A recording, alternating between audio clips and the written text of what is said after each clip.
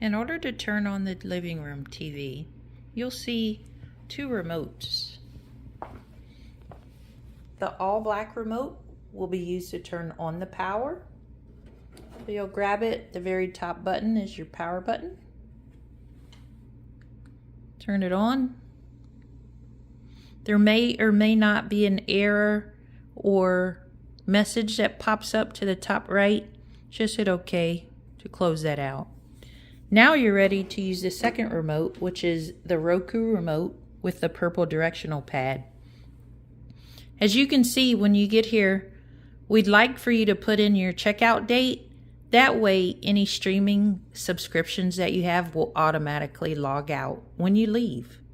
So go ahead and hit OK. Put your checkout date.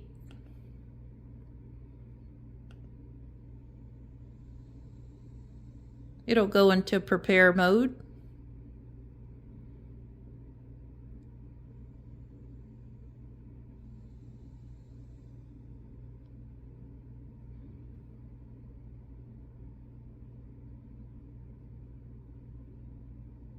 What it's doing during this time is generally closing out any streaming services that have already been in the system, but it will use your date to log you out.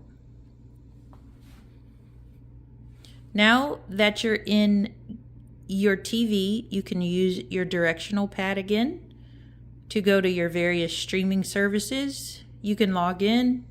If you like to see free TV, go to our Roku channel.